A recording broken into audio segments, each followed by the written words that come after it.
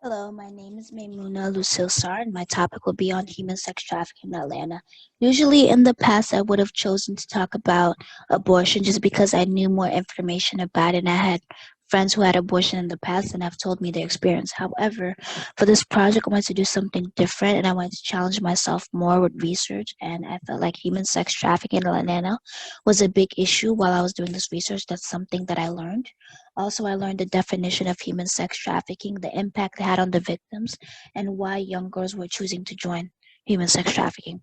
The definition I came up with based on my own research and based on my opinion is human sex trafficking is when a woman is being paid to have sexual relationship with different people against her will.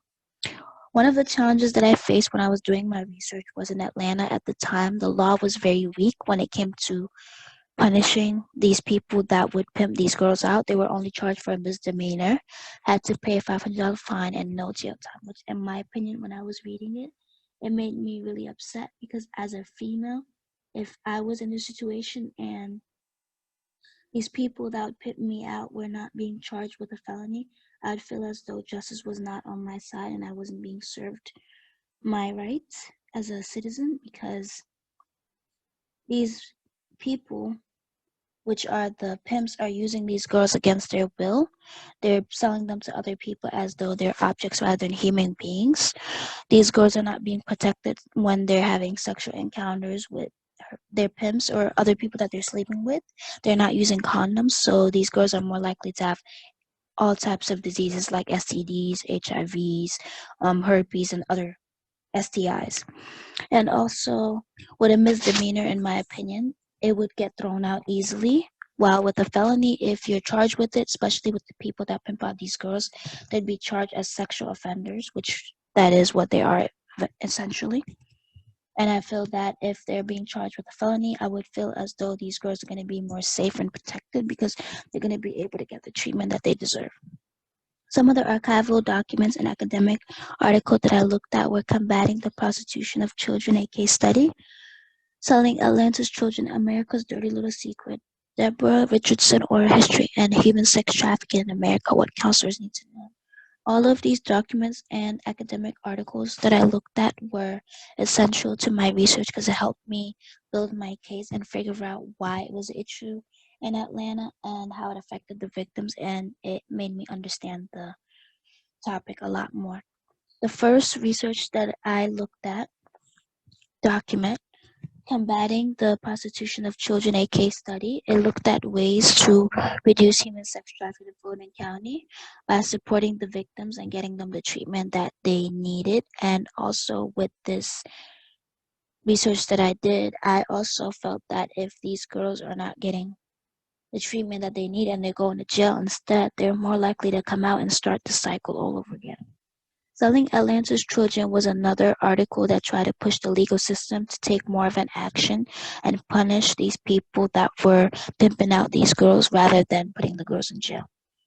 America's Dirty Little Secret, which is about this girl right here in this picture. Her name is Alyssa, and she is a child prostitute who started this lifestyle because she had friends that told her if you join, then you're gonna get close attention and gifts and other things from your pimp, which she did.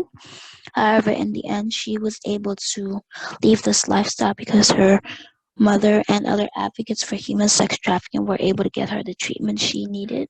And with this treatment, it also involved STD testing, STIs, and pregnancy tests. Deborah Richardson Oral History is an archival document where she was being interviewed and she talked about her being CEO of the Atlanta's Women Foundation, where her focus was on protecting women's health, protecting them against violence, and providing them resources and jobs. Human Sex Trafficking in America, What Counselors Need to Know is an academic peer review article that looked at ways to help counselors be more aware of the trauma that these victims are going through, be more empathetic towards them, and help them get the healing that they need, and also not judging them and being patient and understanding. Some of the archival documents that I looked at, especially in America's Dirty Little Secret, was about a victim and she was telling her story. Selling Atlanta's Children and Combating the Prostitution of Children, a case study, looked at court cases and looked at objectives and ways to reduce human sex trafficking. Deborah Richardson or History was an interview where this CEO was telling us about her work that she's done and how she was able to protect young girls and women and give them the jobs and resources that they need.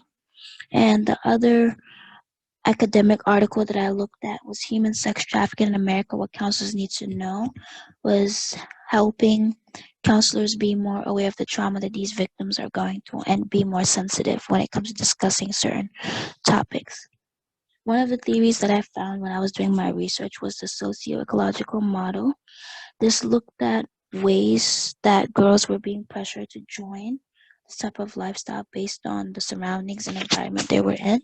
Most of these girls were doing these type of work because they didn't have money and they were poor and they didn't have a place to live and they didn't have the support that they need in order to remove themselves from the situation. So they decided to do human sex trafficking because they had no other option.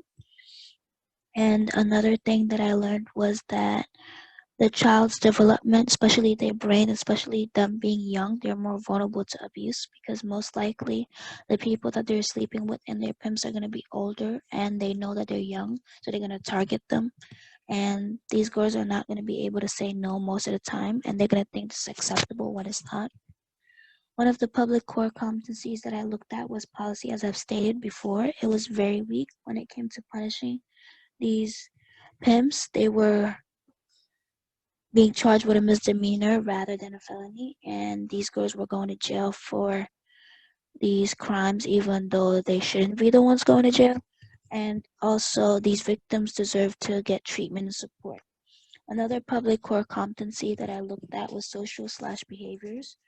As I've stated before, most of these girls were joining these lifestyle because they were being pressured because of the money that they're gonna get and the clothes and gifts. And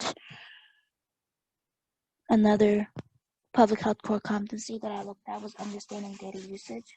For this project, I had to do a lot of research and look at the data and look at the articles and make sure that they actually were backing up my claim and the question that I was trying to answer. And I spent at least 4 hours each day looking at different articles and making sure that it goes with my topic. Conclusion. Human sex trafficking, as I stated before, is a big problem that needs to be solved and it affects many girls in Atlanta. And we need to find laws that are going to prosecute these pimps and put them in jail rather than charging them with misdemeanor, which is not going to do anything for them. And we need policies that are going to be harsher and going to protect girls from predators